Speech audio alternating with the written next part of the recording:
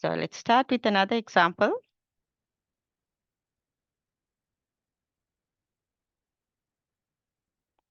Construct a sample space for the lifetime of CFL bulb and indicate the event F that the bulb fails before the end of 12 months. Okay. So what are you looking at here? The lifetime, right? So you are trying to figure out the lifetime of a CFL bulb. First, you have to figure out the sample space. And your event F is the light bulb fails before the end of 12 months. So you may measure the lifetime, let's say T in months, right? So let's define the event as T. Sorry, the variable as T, and as the lifetime of the light bulb in months, right? So how do you write down the sample space and then this event F?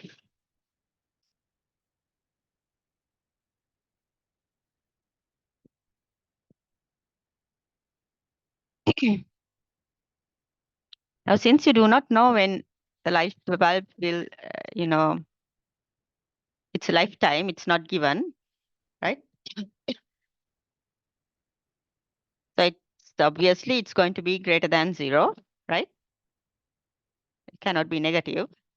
Time, it's a time measurement. It's always 0 or more. Since we do not know when it's going to stop, right? Yeah, you can write T such that T greater than 0. So your sample space, you can write it as T such that T greater than or equal to 0. Fine. So that's the sample space. So what is the event? The bulb fails before the end of 12 months.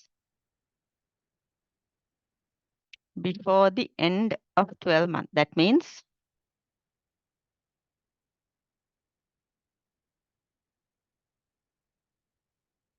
it will go 11 months and somewhere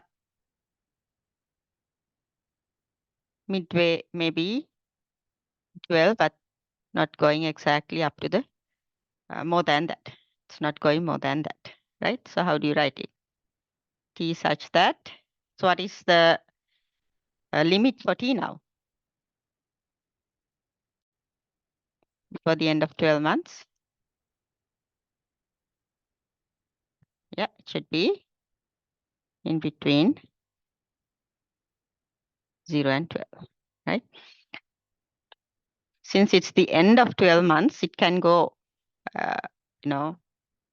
you start from here, end of first month, end of second month, and end of 12 months. So it will go up to here, right? It will go up to here, but not maybe it reaches the last day, but not more than that. So you can put equal sign here, right? If not, it will end 11, but 11 plus will not be counted. So you can put it as 0 to 12. Okay. Now the next thing, we are trying to figure out the union, intersection, and complement of events. Now, since you are familiar with the set operations, right? You already know what is the union, what is intersection, and what is the complement. So when it comes to probability in experiments, sample space, and with the events, you can define union, intersection, and complements also, right? So let's consider a sample space S and any two events, or they will be the subsets of S, right? Event is a subset of the sample space. So let's define A and B, any two subsets of the sample spaces. Then how do you define the union? Union, we use this notation, A union B, right? So what are the elements that will contain in A union B?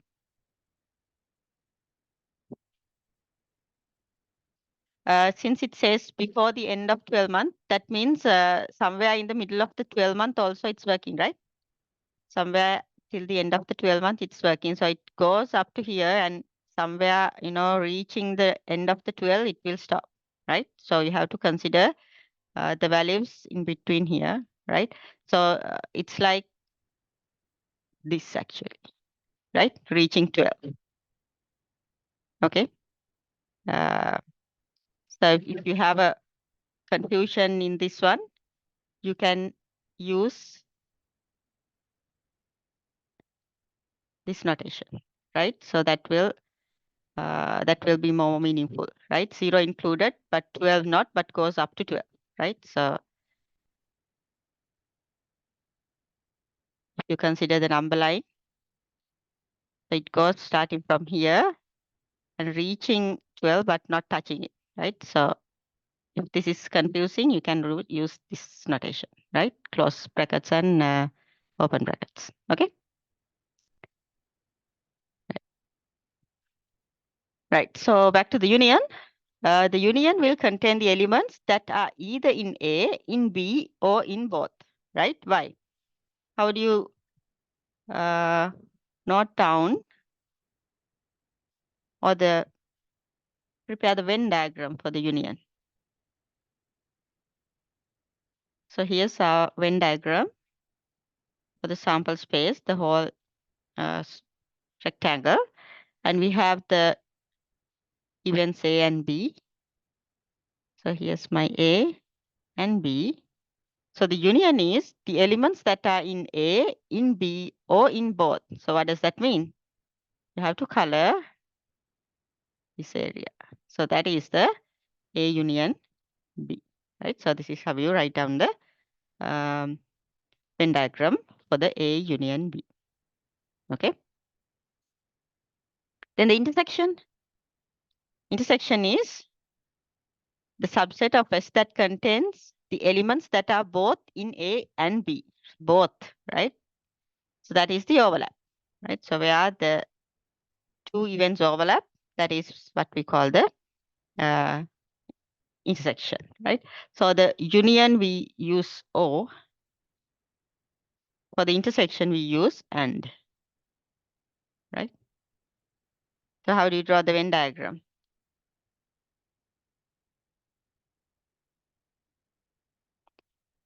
Right? So how do you draw the Venn diagram?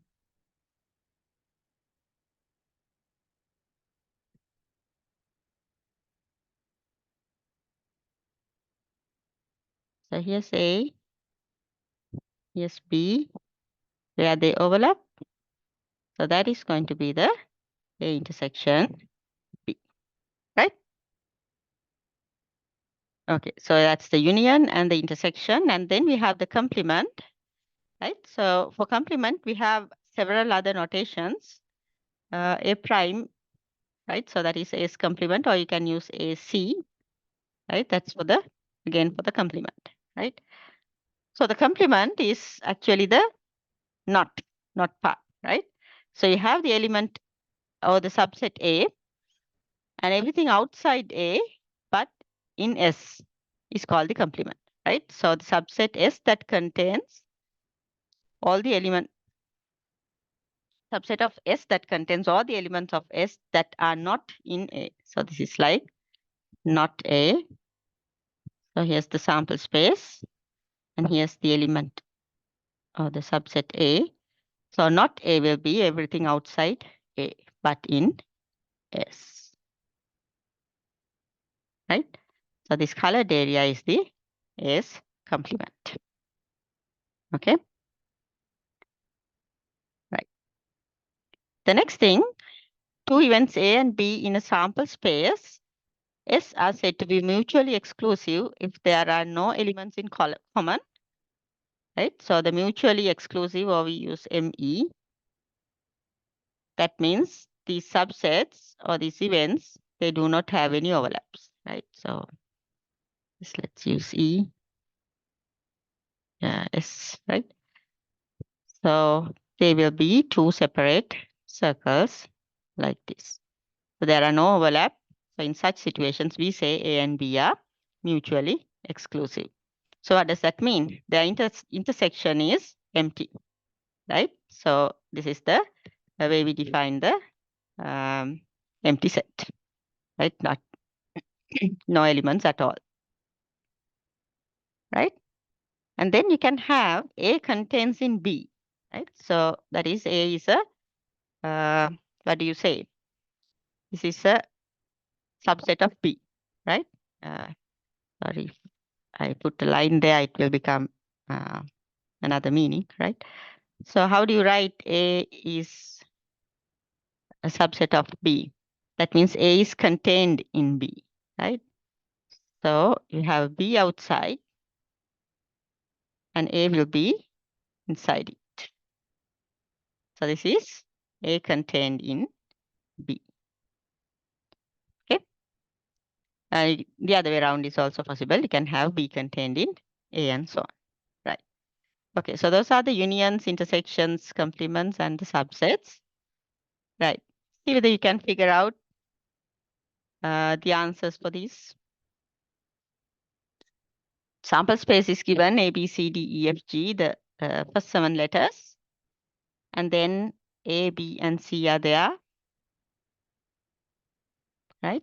Can you figure out the answers for these questions?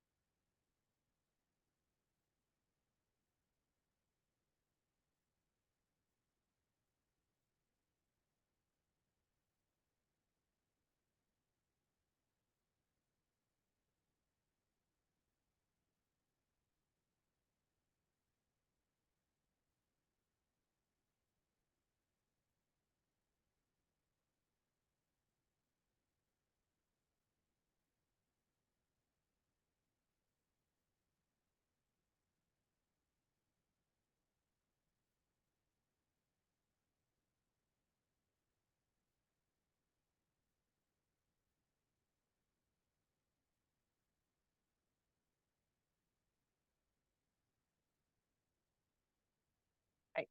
What is A prime or A's complement? That will be everything in S, but not in A.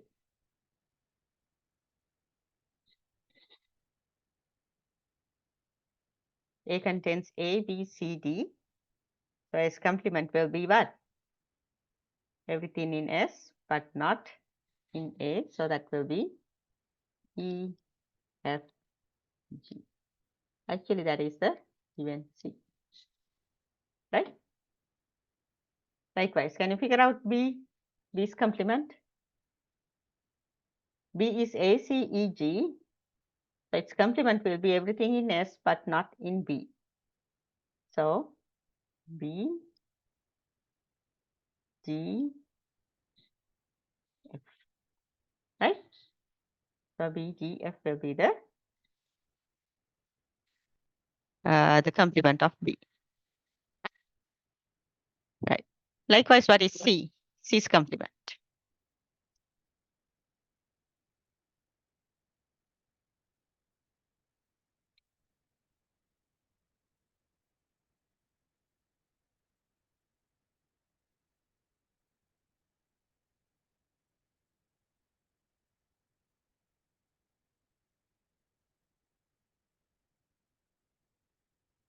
So C's complement, E, F, G is there. So that will be A, B, C, D, which will be A, right? Okay. Likewise, can you figure out A union B? A union B. What is the union? Everything in either A or B or both, right? Now remember, these are set operations, set notation, so you cannot have repetitions. So whatever you see in A, B, both, you don't repeat, just write it once. So what is it?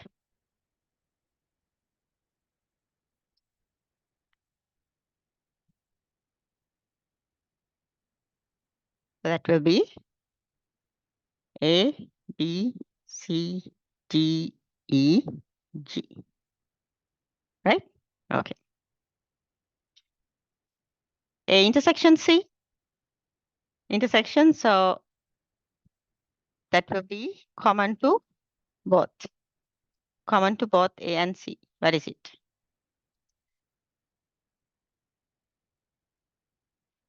There's nothing, right? So either you can write like this empty set, or you can put this, right? We don't write this, right? It's not the way. So you can simply write the empty set, 2 curly brackets, or write this pi, so it's nothing. So what does that mean? A and C are mutually exclusive, right? If you draw the Venn diagram, they will not overlap, right?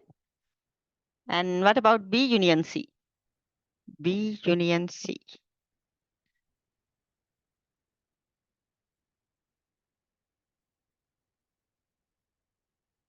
ACE, FG. ACE, FG. So there are repetitions, the overlaps, but you don't repeat. These are sets. So it will be ACE, FG, right? What about the next one? A intersection, B's complement. So you have A, you have B's complement, their intersection, right? So that will be the common, the letters will be only B and D. So let's say B, D. Now, how do you represent this A intersection B's complement in a Venn diagram?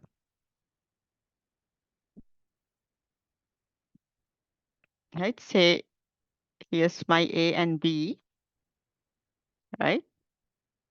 So if I write down the AB, just AB, just the events A and B,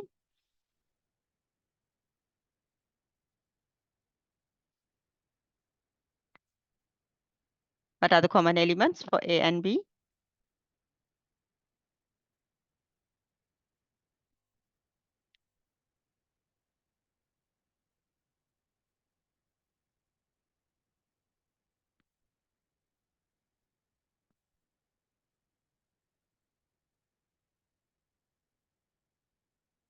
The common elements for A and B will be just A and C, right? So A contains just BD here, and B contains EG, right? F is outside if you only consider A and B, right? So here's the Venn diagram for A intersection, sorry, A union B. What we want is the A intersection B's complement. So what does that mean? You need A, and then you intersect it with B's complement. What is the B's complement? Everything outside B, right? Everything outside B. So this is not there. So here's the area where you have A intersection B's complement, and that is the BD, right? So that area is this one.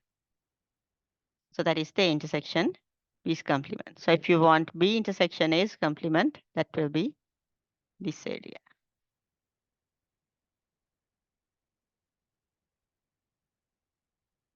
Right? Okay. The next one, A union B's complement. A union B and its complement. Well, you can do it in 2 ways. Actually, the answer is here in the previous Venn diagram. Here's our A union B, and its complement is the one outside, which is F, right? So that is F. Or you can look at the A union B, that set is here, and the only letter that it does contain is F, right? So the answer will be F. A union B and its complement. So everything outside A union B, right? And the last one, may I write it here? A intersection, A's complement intersection B's complement. That is it.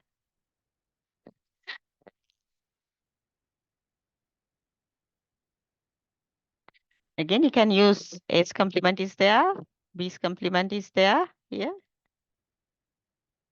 And their intersection, what is it?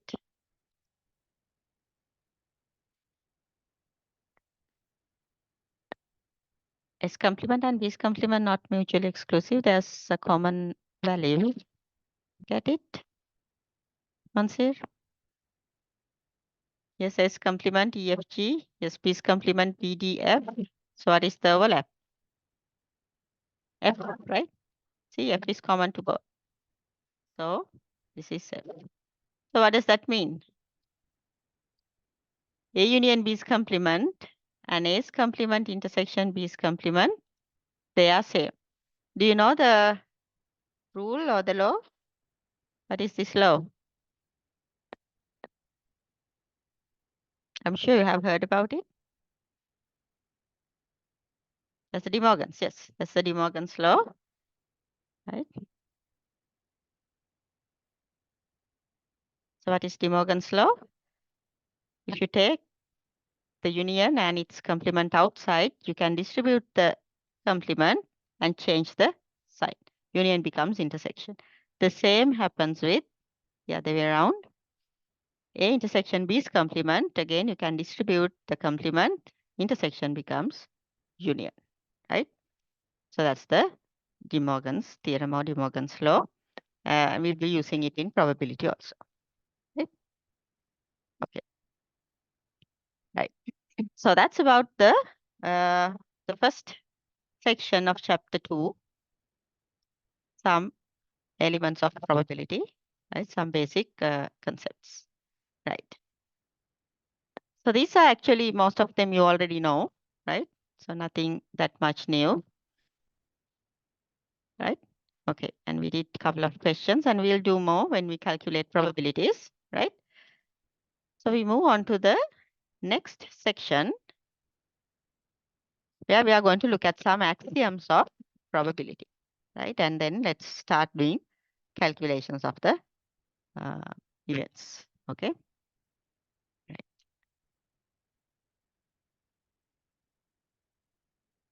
So chapter 2, the part 2, it's the axioms of probability, right? Okay, so let's look at these statements. When it comes to probability, the results are completely based on experimental outcomes, right? And we are not going to make any assumptions, right? And if you think about an event A for a given experiment, the probability of that event A, we use the notation PA, right? So P stands for probability and A is the name of the event, right? So usually they are in italic like this, right? So the probability of A. So that is how we say it, probability of an event A. So if you perform an experiment n times, right, and we are interested about event A, and one trial of this experiment result either A or not A, not A. So it's like getting head or not head. That means tail, something like that, right? And if you flip the coin many times, that means n trials, right? If you flip the coin n times, so you may say there are n trials. Suppose you found that A occurs m times. It's like you toss the coin 10 times and head occurs 2 times, something like that, right? And that can be on in between 0 and n, right? If you toss the coin n times, let's say 10 times, you can get head. Any value can appear in between no head up to all heads, 0 up to n, right? So you can represent this ratio m out of n, right? M out of n. So what does that mean? A occurs m times out of n trials, right?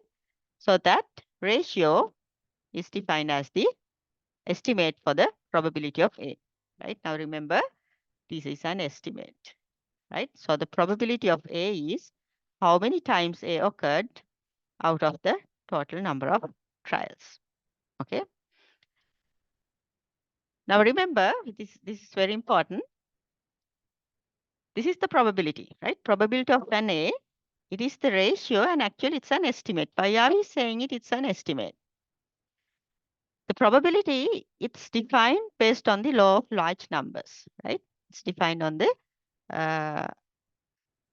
concept law of large numbers. Now there are, if you think about law of large numbers, there are actually many different variations. Strong law of large numbers, weak law of large numbers, asymptotic law of large numbers likewise, right? You'll get a chance to learn these things in asymptotic theory if you want to degree in statistics, okay? But simply the law of large numbers, that is what is the basis for the definition of probability, okay? Now I explain it in this way, right? Now think about tossing a coin, right? Think, sorry.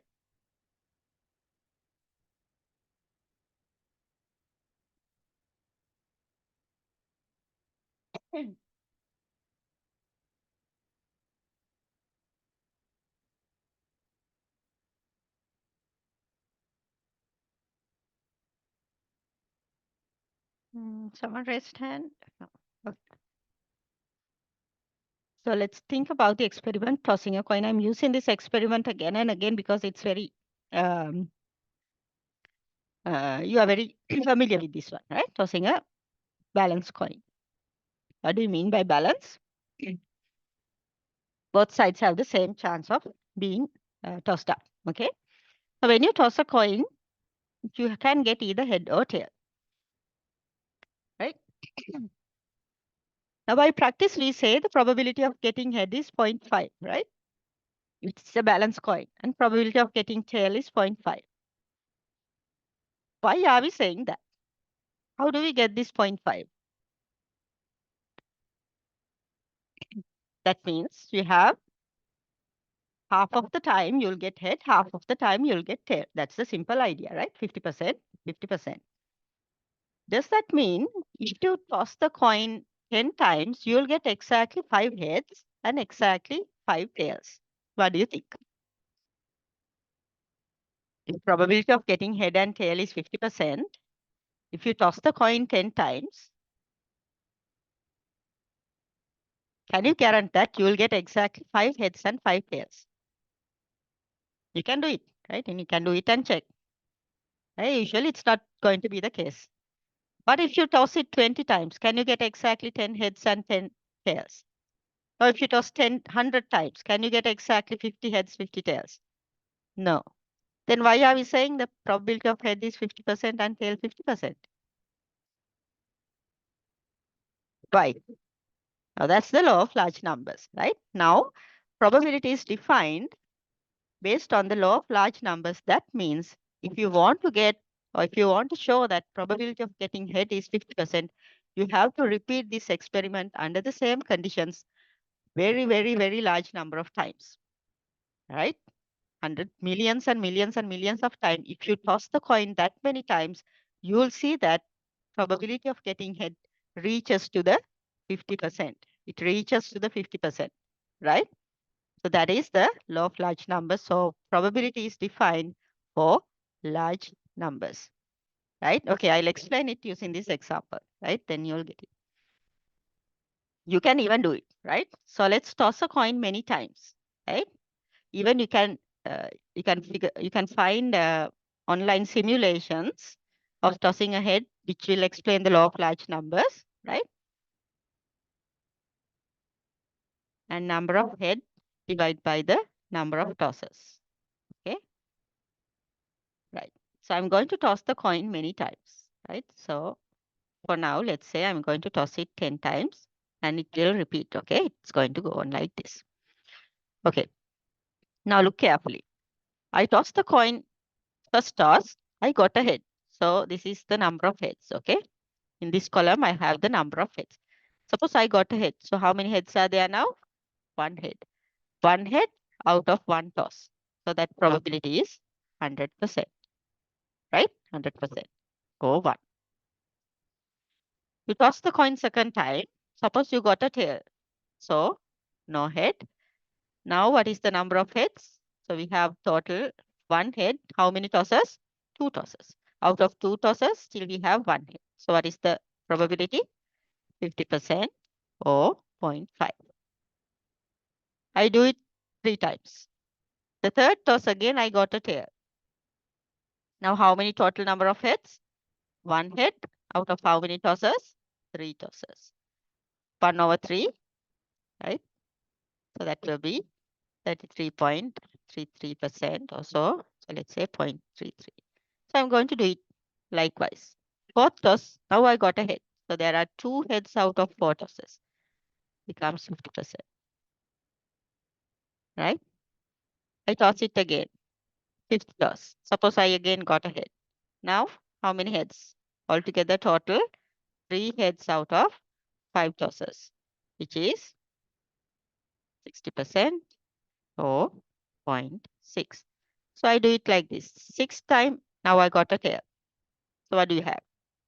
3 heads out of 6 total tosses, 50%, 0.5. So you can do this many times and hit or fill this table, right? You can try it, right? So get together and try it.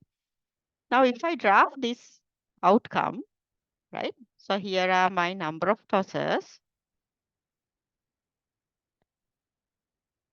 And in this x-axis, I have the probability of getting ahead, right?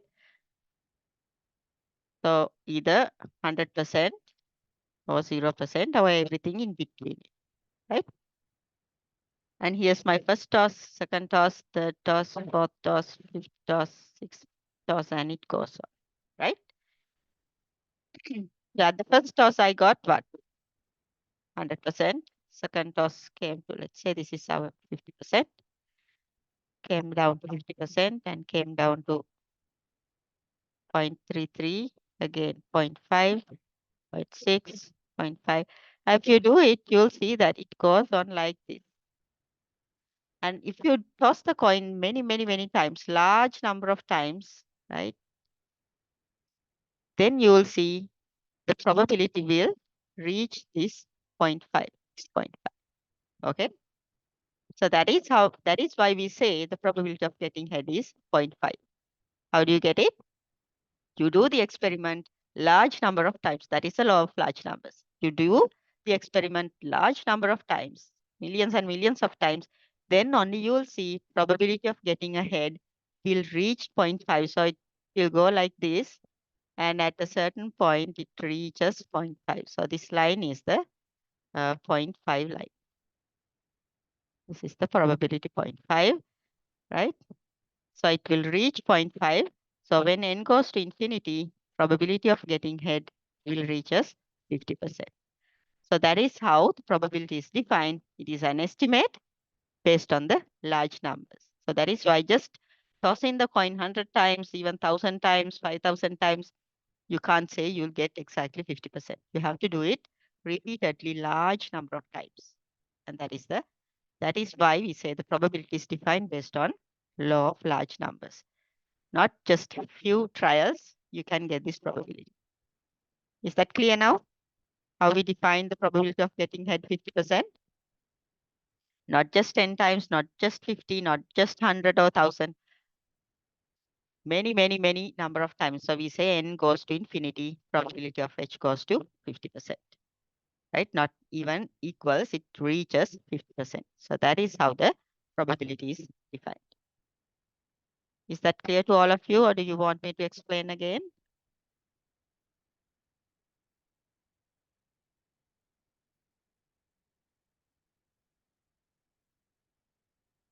Okay. Now the same happens with the rolling a dice, right? So how do you explain it?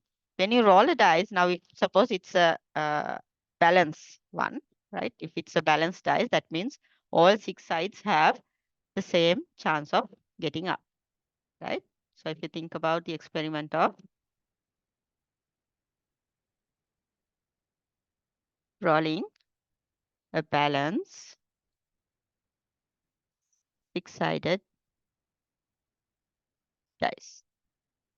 And what do we say? We say probability of getting 1 is 1 over 6, right? That's in practice, we say it like why there are 6 sides, 1 occurs once, right? So 1 out of 6.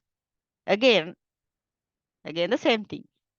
If you if you roll the dice, if you roll the dice 6 times, does that mean you'll exactly get 1 once, 2 once, 3 once, 4 once? No, right? Even if you toss it 24 times, you can't say you get exactly 4 heads, 4 ones, exactly 4 twos, exactly 4 threes. No. So what do you have to do? If you want to see that probability of getting 1 is 1 over 6, you have to roll the dice under the same conditions large number of times. Then only you will see that after you after you roll your dice large number of times, you will see that So somewhere here you have the probability of getting 1, or it can be 2, 4, 3, whatever, right? So here's 100%. And somewhere here you have 1/6, right? So your probability, it will, go around 1/6, and somewhere to infinity, it will reach 1/n, right? So you can try that. Even you can do online simulations. Simulated graphs are there. Just search the internet and search simulating coin tosses also with law of large numbers. There are nice simulations available online. You can see how the graph goes on, and then eventually it reaches our desired probability. Okay, so you can try it actually. Right. Okay, so there's someone did it. Let's see. Yeah. Okay. Yeah, that's exactly what Charita, yeah, that's exactly what I'm trying. If you can share the site that you used to the chat to everyone, the others also can try, right? You can get the link of this online simulator, right? You can share it with your friends, right? Yeah, that's how you do it, right? So any experiment, if you want to see how the probability is defined, you can simulate them, and even you can write your own codes and simulate and show you that is how the probability is estimated actually or defined. Okay, right. So remember that, not just 10 times, 100 times, 1,000 times, it's not going to give you this probability because it's it's defined based on the law of large numbers.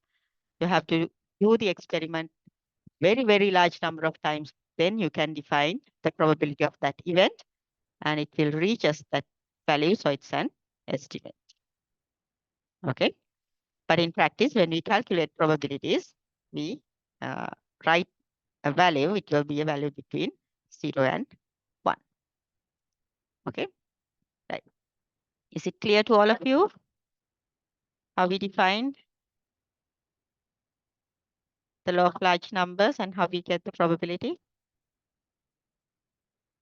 Right. So here's the link, the StatCrunch link, right? So you can see it. This one raised hand. What is it?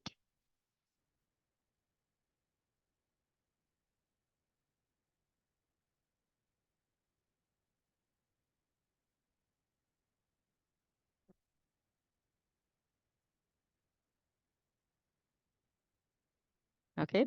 Right. So the notes, yes, since I finished the elements of probability 1 today, I'll upload that notes today, right? But this one after I finish the lesson. Yes. Okay. Right. Okay. Do you have time to go over the axioms? I guess we can. Right. Right. So what you are dealing with is the axiomatic probability, right? It deals with the mathematics, right? So we are going to use the mathematical explanation. So we have mainly 3 axioms that we used when we calculate probability, right? So our sample space is S, and if we define an event A, right? So we denote the probability of event A as PA, right? So the first axiom says the probability of an event is a non-negative real number. Well, that's obvious. You cannot have a negative value, right? It is a ratio, so you cannot have a negative value. Always the probability of an event is greater than or equal to 0. And then the probability of sample space. That means if you consider everybody, that will be n out of n, so which is 1. Right? So the probability of the whole sample space will be 1.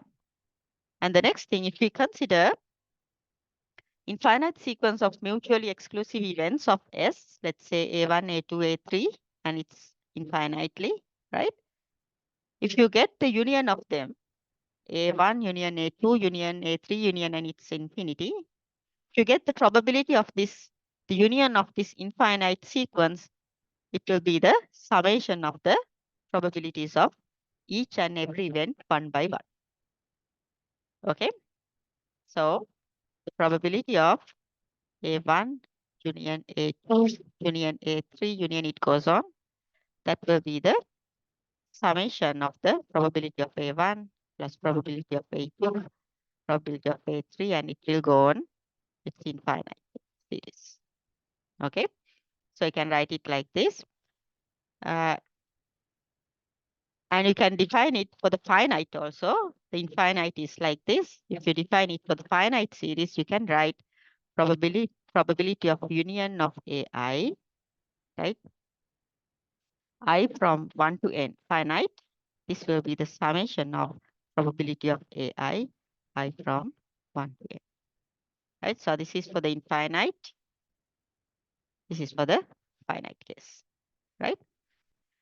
Now we don't prove this one because these are axioms, right? So these are fixed stuff. So we are not going to prove these axioms, but we are going to use them, right?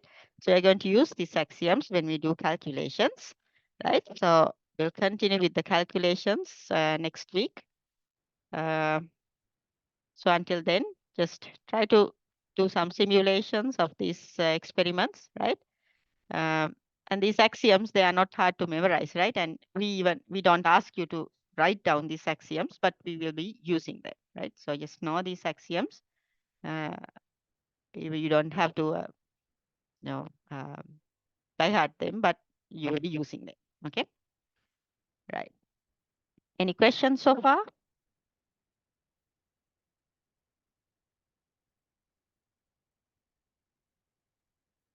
Okay, right. So I'll see you next week. If the trade union action is done, we can see you.